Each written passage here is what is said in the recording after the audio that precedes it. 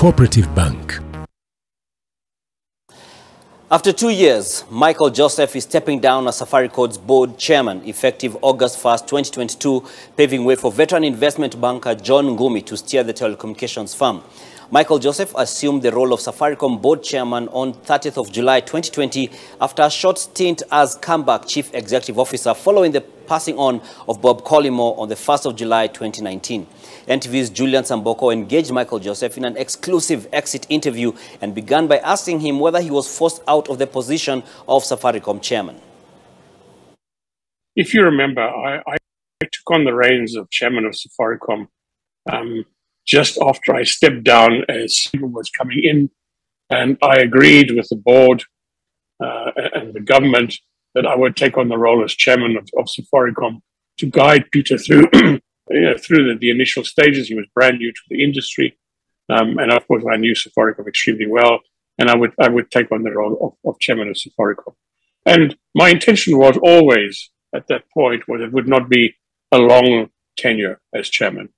It was always going to be 2 to 3 years, and then I would step down as chairman because, first of all, I'm not a natural chairman. So anybody who knows you will tell you that I'm not the greatest tactful person in the world. I'm not very diplomatic. I'm more a doer and ordering people about and trying to build consensus around the table and things like that. So it was, for me, it was just a short 2 year or 3 year assignment. Ethiopia came along 1 year after I took on the role as chairman. And Ethiopia is a brand new greenfield opportunity. And it's against a very formidable competitor. In my career, my long career, I have built at least 4 new mobile networks, greenfield companies from the ground up, probably from the start. So I have a lot of experience in doing this. And I feel and still feel that my experience in having done this would be very valuable in making sure we don't repeat the mistakes that I made before or others have made. And I thought it was very important from Safaricom's point of view, because it is very new for Safaricom. We're not an international player, as you know. It has always been others who've done that. It's our first international foray, and I want to make sure it's successful as much as I possibly can. So I feel very much an obligation to provide sort of the assistance and guidance in Ethiopia. And that's really one of the reasons why I stepped out. Now, as chairman of Safaricom over the last year, I spent quite a lot of time in Ethiopia together with Peter and David, the CEO. But as chairman, you are somewhat restricted in how much free time you can give. You know, you have lots of other obligations.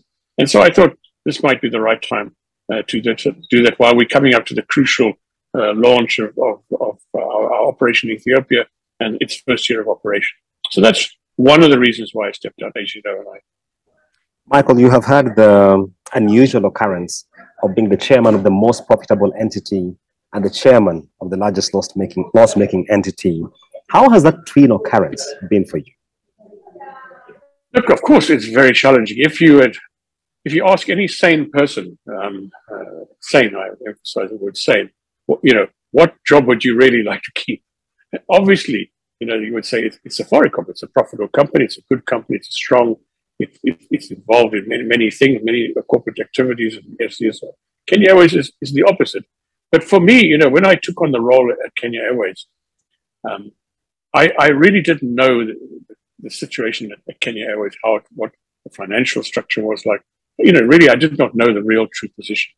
But once I took on the role and I was asked to take on the role, I feel it's my responsibility and my obligation to see it through. I just can't step back and say, look, it's too difficult. Let me go back and do chairman at a very nice, rich company. I think I have this obligation, not to me, to Kenya Airways, to its staff, and to the country. And I don't want it sounds very glib in what I say. It sounds like I'm running for election now. But it's really what I really mean is I think it's something that I do not want to step back from. I've just been appointed for a 3rd term. It would have been very easy 1 month ago to say, no, I don't want to carry on. But I think I have this obligation to do it. And of course, I run the risk of my legacy being remembered not as the person who built Safaricom to be the most successful company in East Africa, to be the legacy of not being able to save Kenya Airways. And that's the risk I'm prepared to run.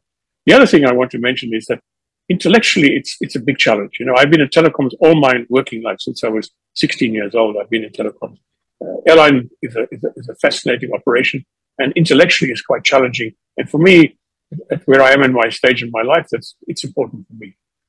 We shall have John Ngumi as chairman of Safaricom, and MJ is a board member there. If you come to KQ, MJ is chairman, John Ngumi is a board member there. Is talent really that concentrated? Well, that's a good question, actually. That's a very good question. Obviously, you know, John Ngumi joined the board of KQ 3-4 years ago, I think. And once again, it was his expertise and experience that I sought at the time to bring John Ngumi onto the board. And he's been a very effective board member. But you raise a very important question in the Kenyan context of experienced, knowledgeable, business people who understand the role of a company director. And it's a very good point that you raise. And I think, and I will be very careful with my words if I can, is many people who join boards of directors, join boards as directors, do not quite understand what their true role is as a director. Many directors think they're joining a board to help in the operations of the company, to give their, you should do more with this product, you should do more with that product. But the real role of a company director is to ensure proper governance of the company, that there are proper governance procedures and processes in place, and you are looking after, and your primary objective is to ensure that the company whose board you're on is successful and well run. And your secondary objective is to look after the interests of the shareholder who appointed you. And I think not many board members that I've interviewed over the 20 years that I've been around and recruiting board members understand that clearly. So I think there's lots of other people out there, of course. John Ngumi, of course, is well known to Safaricom, well known to me. And quite frankly, I wanted to make sure that the next chairman of Safaricom was in a safe pair of hands. Your successor as chairman of Safaricom has a heavy investment banking background.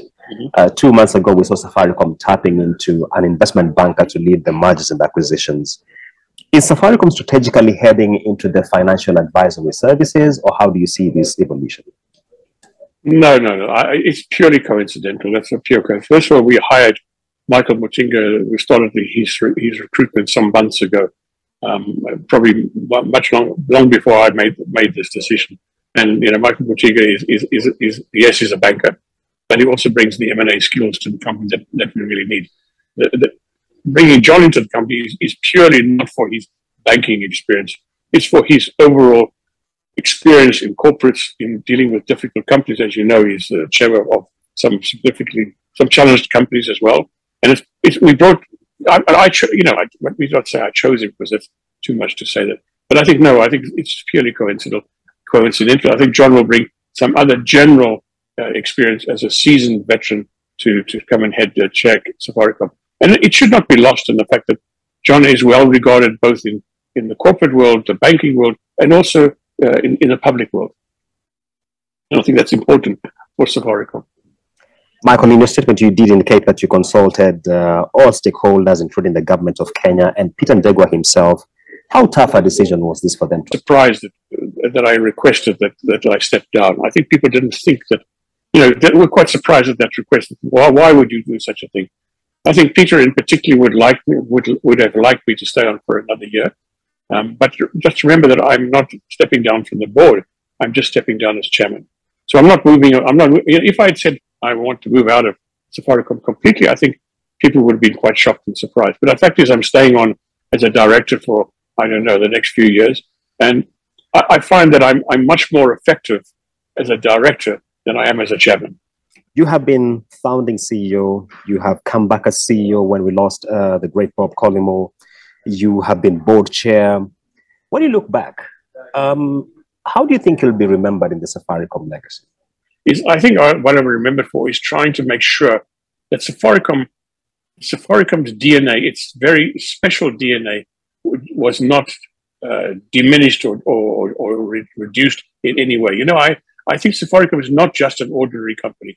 I think of Safaricom as a very special company because not just because we are a telecoms company or a mobile telecoms company, Everybody can be that. But it's what is our special role in the Kenyan society, what we've done in the Kenyan society, both as a corporate company, for a for-profit company, and also our CSR activities, which, as you know, are very close to my heart. And I think Safaricom has, I hope, has put itself in the Kenyan society as a very special company. And I think that's the legacy that I think I leave behind.